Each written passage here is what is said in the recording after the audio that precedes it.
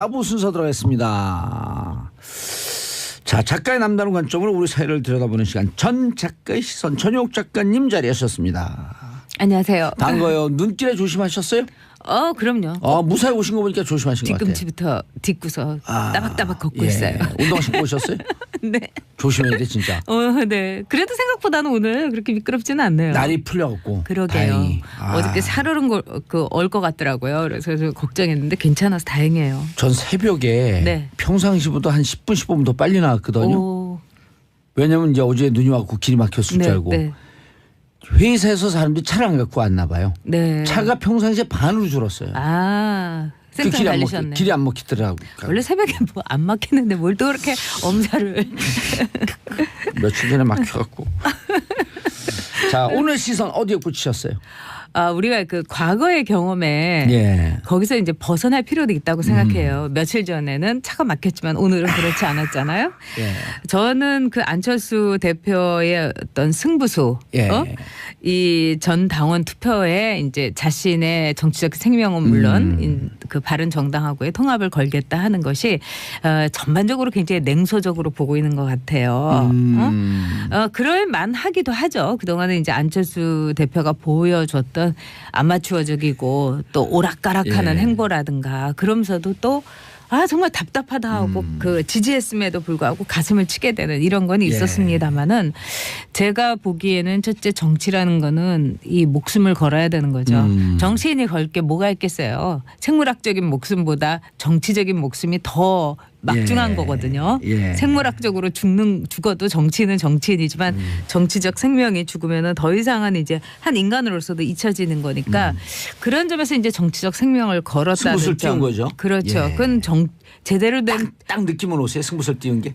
당연하죠. 이것보다 더한 승부수가 어디 있겠어요. 그리고 두 번째는 냉소적으로 보고 냉소적으로 말할 수 있는 자격이 과연 대한민국 국민 중에 또는 정치인 중에 진짜 있을까 이런 생각도 들어요. 이제 혹자는 그러죠. 딱 전당원 투표에 붙였다 하니까 오세훈 시장의 그 투표가 생각이 난다. 그렇기 때문에 안철수가 이제 오세훈 시장 못지않게 이제 끝나는 거다. 패망할 것이다. 네, 그렇게 보기도 하죠. 그런데 제가 볼 때는 이제 안철수의 선택이 오세훈 파트 2냐 아니면 정말 정치적인 기적이냐.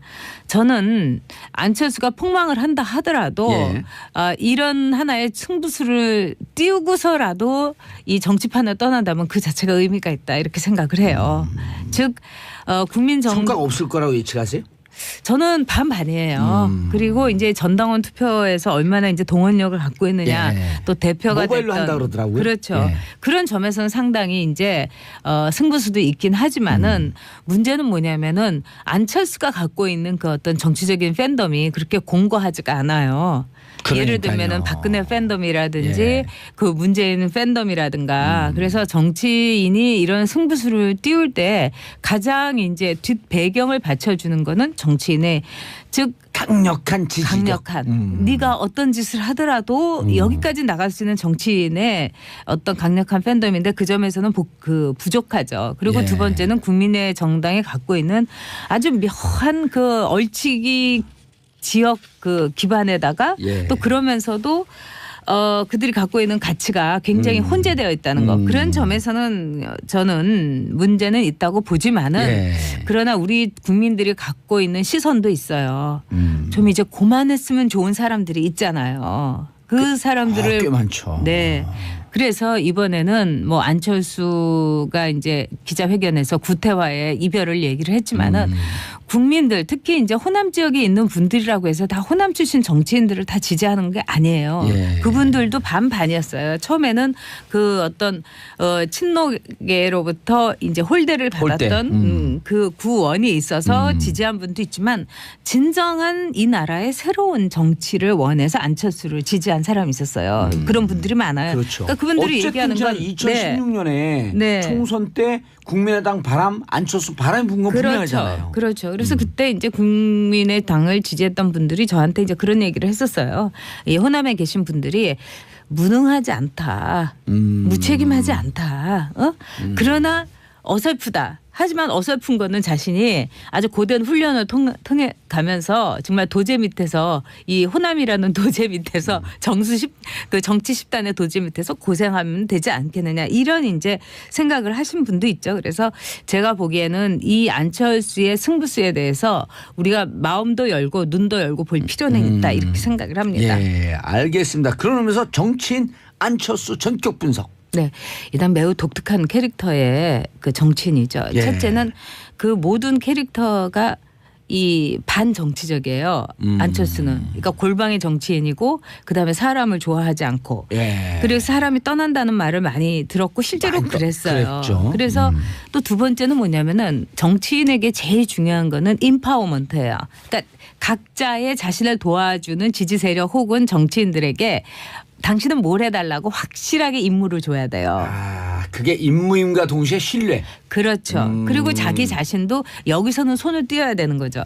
근데 이제 안철수 그 후보가 지난 대선에서 마지막에 했던 거는 나 홀로 뚜벅이 그러니까요. 유세였어요. 이거는 뭐냐면은 전혀 정치적이잖아요. 다른 사람들이 뭐 할 거를 지정해 주지 않은 채 나 혼자서 김사과처럼 뚜벅이처럼 돌아다닌다고 하면 이거는 사실은 선거 운동으로서는 상당히 비조직적이고 원시적이고 무모한 거예요. 근데 그런 점에서 이제 최장 교수가 이제 안철수의 그 정책 네트워크 내일의 이사장을 그만두면서 이런 얘기를 했죠. 나의 역할이 없었다. 나의 주장과 나의 아이디어가 전혀 받아들여지지 않았다. 그분의 역량을 극도로 썼으면 어마어마한 역량을 보였을 뿐인데. 네, 좋은 사람들이 모였지만 그 사람들에 대해서 할 일도 또 자신이 갖고 있는 후보로서의 말하자면 내 대신 보낸다 할 수 있는 사람이 안철수 주변에 하나도 없잖아요. 예를 들면 문재인 대통령이 이번에 아랍에미리트에 임종석 실장을 보냈는데 사람들은 그걸 어쨌든 문재인 대통령 대신에 왔다고 했지만은 안철수는 그럴 사람이 없었던 거예요. 그래서 정말 그 정치계에서 매우 독특하고 이제까지 전례 없던 캐릭터의 정치적 신데렐라였다. 이 신데렐라는 또 어떤 점에서 그러냐면은 이제까지 이 정치 쪽에서 이렇게 볼 때는 계단을 밟은 정치인들이 대선 후보가 됐어요. 근데 안철수 대표의 경우에는 기본적으로 볼 때 방송에서 무릎팍도사라는 방송에서 떠가지고 그렇죠. 그러니까 예능이 키운 이 정치 스타라는 점을 안철수 대표가 지금까지 극복을 못했던 게 아닌가. 그렇기 때문에 이번 승부수에 대해서 사람들이 글쎄 오시다 될까요? 뭐 이렇게 보는 게 아닌가 싶어요. 그런데 정치에 들어오기 전에 자기 분야에서 네.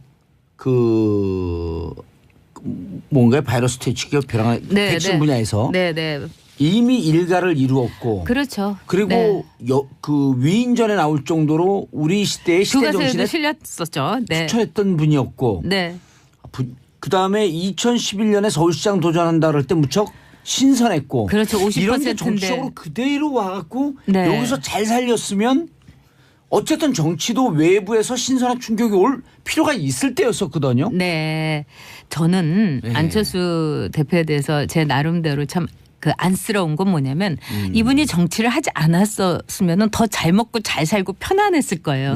또 이제 여전히 스타의 위치에 있었을 거고. 근데 정치라는 데 뛰어든 거는 아마도 매우 순수한 의지가 아니었을까. 진정한 선의가 아니었을까 이런 생각이 들어요. 즉 자신에게 50%의 지지를 준 이런 국민들의 지지를 보면 이건 정말 안철수 새 정치에 대한 기대다. 그러면 이거를 내가 거부한다는 건 매우 오만하고 또 직무유기가 아닌가. 저는 이런 순수한 의지에서 출발했다고 생각해요. 근데 정치라는 거는 순수한 의지를 망가뜨리고 또 발목을 잡고 조롱하고 냉소하고 이런 거죠. 근데 그거를 안철수 대표가 이겨냈어야 되는데 지금으로 볼 때는 만신창이 일보 직전에 가서 정말 피눈물을 삼키면서 승부수를 던졌다. 이렇게밖에 볼 수가 없죠. 전 작가님 지나온 얘기지만 2011년 10월 26일 서울시장 재보궐선거였을 때 지금의 그 박원순 당시 후보는 5%도 안 나오는 그러니까요. 최약체 후보였었거든요. 그럴 때 이제 안철수 당시 일반 민간인이지만 안철수 당시 같은 경우는 50%가 넘어가요. 그러니까요. 그때 당시에 만약 시계를 되돌릴 수 있다면 그때 본인이 서울시장에 도전하는 게 맞았다? 저는 맞았다고 생각해요. 그렇지만 이제 또 한편으로는 안철수라는 한 개인이 볼 때 우리 정치에서 늘 지지율 싸움으로 할 때 그거를 부수고 싶었던 것도 자기의 새 정치라고 생각했을 거예요. 즉 5%의 지지에 대해서 50%가 양보하고 물러선다는 것도 어떻게 보면은 안철수가 갖고 있던 어떤 새로운 정치의 모습이었기 때문에 오히려 유권자들은 그때 열광했죠. 그래서 삽시간에 순식간에 눈을 떠보니까 대선 후보가 돼버린 거예요. 근데 그 대선에서도 이제 당시에 문재인 후보에게 이제 양보를 했었는데 이런 양보의 정치에 대해서 열광했던 유권자들을 잡아두려면 어떤 게 있어야 되냐. 정치라는 건 뭐냐면 그러니까요, 진짜. 그렇죠. 즉 자신의 장점을 살렸어야 돼요. 안철수가. 근데 안철수 대표는 정치인으로서의 자신의 장점을 오히려 버리면서 민주당에 입당하고 또 민주당을 탈당해가지고 그다음에 국민의당이라는 어떻게 보면은 거기에서 이 호남 쪽에서도 그분은 이제 그만하셨으면 정말 오래 하셨고 그동안 정말 수고하셨으니까 요새 말로 그런 분들하고 다시 손을 잡은 데서 안철수의 패착이 있었다. 지금 안철수 대표가 그 하는 행보를 보면 참 고난의 행군이나 마찬가지인데 아마 그때 꼿꼿하게 자기의 위치를 점하고 있었으면 지금 굉장히 다른 성적표를 받아들일 수도 있었을 겁니다. 예. 전영욱 작가님께서 보시기에 이제까지 여러 이제 잘못된 선택이 있었다라고들 많이들 얘기하는데 정치를 깊게 이해하고 깊게 바라보는 시선에서 정치인 안철수로서 가장 잘못된 선택이 뭐였었던 것 같아요? 제가 보기에는 어디서부터 이게 잘못 민주당에 들어간 거였다고 생각해요. 네. 지금 안철수는 그 당시 굉장히 많은 자산을 갖고 있었잖아요. 즉 5%에게 양보할 수 있는 안철수 대표였고 또 문재인에게도 하나의 양보를 했던 여러 가지 상황인데 그런 점에서 저는 안철수 대표가 자신이 갖고 있었던 새로운 정치의 그 틀을 스스로가 깨버린 거예요. 그거는 마치 유리 그릇과 마찬가지로 아주 조심스러워야 되는데 거기서부터 이제 안철수의 이제 그 잘못된 행보가 이제 시작이 됐다. 이렇게 이제 볼 수가 있는 거죠. 민주당에 들어가지 말고 중도 진영에서 자신의 캐릭터를 갖고 정치 계속하는 게 맞았었다. 그렇죠. 그리고 예를 들자면 이제 그냥 무소속 정치인으로 남는다는 것은 상당히 안철수 대표로서도 힘들었을 거예요. 그렇지만은 거기에서 사람들을 이제 하나둘씩 모아가지고 지금 안철수 대표와 함께 할 수 있는 정치인이라는 거는 지금 몇 명이겠어요. 그 이상의 정치라는 거는 국민들의 지지가 있으면 그냥 오지 말라고 해도 제발로 걸어 들어오는 게 새를 보고 새불림을 보고 오는 게 정치인들이에요. 그런 점에서는 굉장히 그 비정치적인 행보만을 걸어왔다는 거 또 그것이 안철수 대표가 지난 대선에서도 TV 토론을 통해서 사람들에게 이거는 아니잖아 이렇게 볼 수 있었던 건 뭐냐면 그만큼 정치인들에게서 배우지 못했기 때문이라고 생각해요. 그래서 안철수 대표가 지금 이제 김성민 씨가 이제 질문을 주셨는데 회사에서 했던 일 또 저희 업계에서는 아마 IT 업계에서 이제 일을 하시니까 아주 희귀한 일로 선망의 대표였는데 왜 정치에서는 이렇게 되고 말았을까요? 즉 많은 분들이 그래요. 너무 좋은 사람이었는데 저 사람 정치를 하더니 어떻게 저렇게 됐을까? 정말 저도 궁금해요. 그렇죠. 정치 DNA가 없는 거 아닐까요? 아니에요. 멀쩡한 사람이 왜 정치에만 들어가면 저렇게 망가질까? 이게 모든 국민들이 갖고 있는 의문일 거예요. 그거는 뭐냐면 정당 정치에 함몰했기 때문이에요.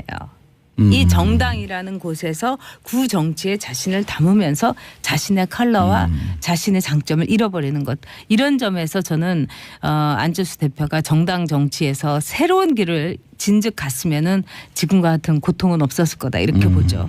사람들이 떠나는 건 어떻게 보세요, 그거는 이제 안철수 그건 정말 이해가 안 돼요. 정치인으로서 약점 아니에요? 저도 뭐 그런 얘기 한 적 있어요 방송에서. 근데 그 얘기는 많이 했으니까 다른 측면에서 얘기하면 정치인들도 나빠요. 이 국민의당이라든가 몇몇 안철수 대표와 달쌈스벳이에요? 네? 달쌈스벳 달면 삼큐 쓰면 맨날 달쌈스벳. 그런 것도 그런 게 크죠. 근데 제가 보기에는 정치인들은 좀 약간 이런 말씀을 제가 너무 심하게 할지 모르지만 약간 거지 근성이 있는 것 같아요. 정치인들이요? 네. 충격. 제가 뭐 자유한국당의 전전당에서도 느꼈는데 예. 돈이 많은 사람, 재산이 많다고 하면은 그 사람에게서 너무 돈에 대해서 기대를 많이 해요. 예를 들어서 그분이 밥을 어떤 걸 사주잖아요. 뭐 설렁탕을 사주면 째째하게 저렇게 돈 많은 사람이 설렁탕을 사준다고 호텔에서 내야지 이렇게 말을 하는 정치인들이 있었고 또 이제 전에 이제 뭐 굉장히 권위주의적인 직업을 가졌던 분들은 또 어떤 얘기를 하냐면은 아니 그렇게 술을 퍼마시고 나서 대리도 안 불러주고 그다음에 갈 때 봉투도 안 주고 이럴 수 있냐? 아니요, 저 정말 많이 봤어요. 그래서 안철수 많이 하죠. 그리고 안철수 대표에 대해서도 그 당에서도 그런 얘기를 많이 했었어요. 아니 그렇게 돈도 많은데 좀 풀지. 그런 얘기 저도 들었어요. 쓰지. 그런 얘기는 저도 들었어요. 네. 그리고 뭐 누구 뭐 이렇게 이 차도 좀 사주지. 예. 기사도 붙여주지. 물론 요즘 밥도 잘 산대요, 근데. 그런데 너무 늦었어요. 아니 늦었다기보다는 저는 밥을 사달라고 하는 정치인들이 문제라고 봐요. 아니 그러니까 굳이 아니 내 밥그릇 내가 채우고 내 밥 내가 사 먹으면서 정치를 해야지 새로운 정치가 시작되지. 정말 저기 참신하고 이런 사람들이 맨날 남한테 밥 사달라고 하고 안철수 제가 한마디 해도 돼요? 밥 사준 사람 아니잖아요. 네 입으로 들어가는 밥 네 돈으로 먹으라. 그렇죠. 저도 그렇게 생각해요. 그걸 밥을 사달라니까 먹으면 요새 되지. 말로 내 팔 내가 흔들고 예. 그거하고 똑같은 거예요. 네 팔 네가 흔들고. 이 우리나라 정치인들도 그런 점에서 안철수 대표의 어떤 이 돈에 대해서 안철수 대표를 일종의 그 돈주머니로 보는 시각 이거에서 벗어나야 돼요. 맞아요. 저는 오늘 그런 컨셉 거를 좋아요. 너무 봤기 때문에. 오늘 컨셉 좋아. 네 밥 네가 먹으라. 속이 다 시원하네. 후원금 달라 그러고 후원금으로 밥 먹으면 되잖아요. 아니 보면. 그리고 왜 정치인들이 맨날 호텔에서 좋은 밥을 먹어야 돼요? 맞아요. 오히려 우리 국민들이 먹는 밥하고 똑같은 수준의 밥을 먹어야 돼요. 예. 저는 그래서 자유한국당의 전전당에 있을 때도 제발 이러지 말아라. 거지냐. 3만 원에서 5만 원 올리는 거 그런 거 하지 말아야 돼요. 네. 그러고 이랬어요. 지금 자유한국당의 전전당에서 왜 어떻게 자기의 지역구에 있는 지역 구민보다 더 좋은 밥을 먹어야 되냐. 그 지역구의 수준에 맞게 먹어야 된다. 물론 강남 지역구 라면 강남 수준에 먹는 거 제가 뭐라고 저는 하잖아요. 강남 지역구입니다. 글쎄요. 강남 좌파일 뿐이죠. 자, 안철수 대표와 유승민 대표 둘이 만나면 지금 이제 유승민 대표 흥분했어요. 유승민 또 전문가 아니에요. 그러니까 유승민 대표의 경우는 지금 뭐 이렇게 잃을 게 없어요. 예. 안철수가 잃을 게 없다 하지만 진짜 잃을 게 없는 사람이 유승민이잖아요. 아니 안철수 대표가 저렇게 선언하면서 갈 길이 많아진 것 같아요. 그렇죠. 유승민 대표는. 그렇고 또 안철수 그 대표가 시간 많아요. 괜찮아요. 이 실패를 한다 하더라도 안철수라는 한 정치인이 여기서 상처를 입고 또 마침내 정치적인 목숨을 정말 단두대에서 이렇게 사라지게 했지만 그는 이슬이 아닐 거라고 저는 생각을 해요. 사라진다 한들.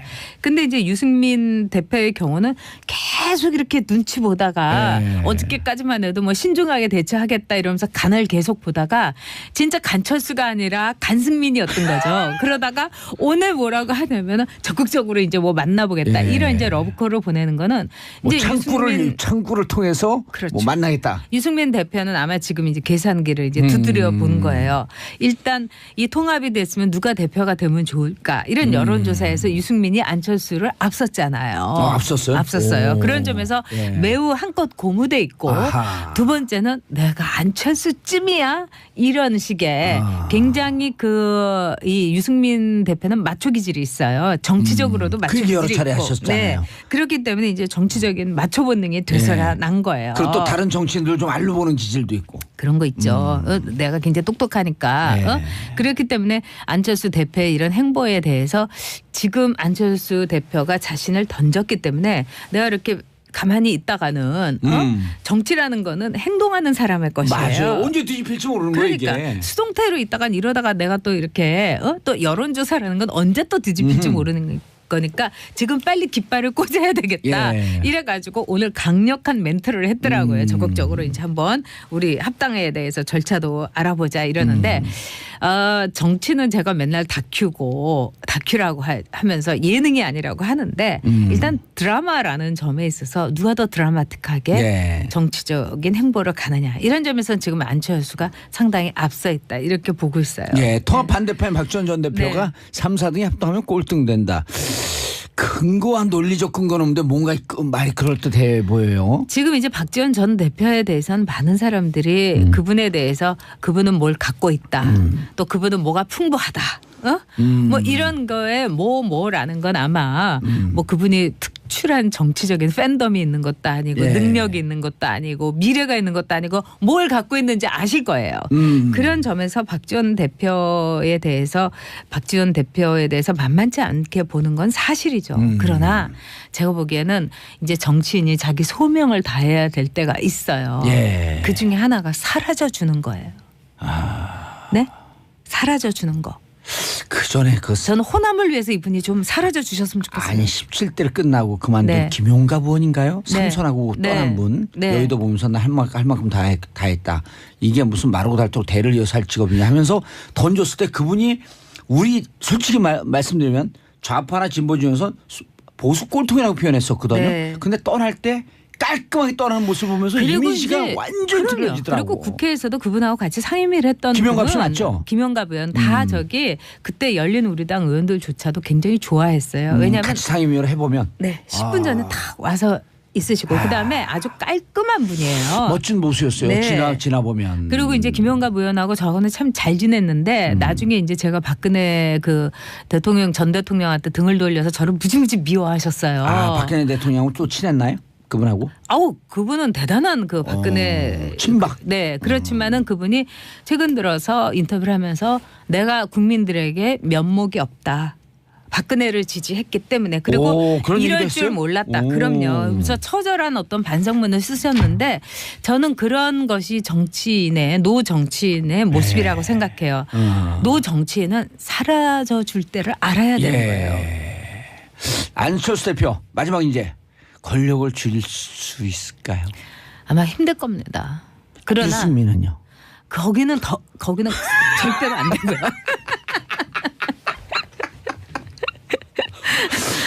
저는 어떤 바람이 아니라 객관적 평가이신 거죠? 네, 그럼요. 네, 그런 점에서 저는 안철수 대표가 이번에 승부수를 던진 거에 대해서 알겠습니다. 그분의 정치적인 어떤 포텐셜, 잠재력이 터진 거다 이렇게 보고 있어요. 알겠습니다. 전 작가님 인사하시고요. 네, 다음 주에 또 뵐게요. 저는 내일 오전 10시 5분에 돌아옵니다. 평안한 사랑하는 대한민국 국민 여러분 감사합니다. 땡큐. 피스 코리아.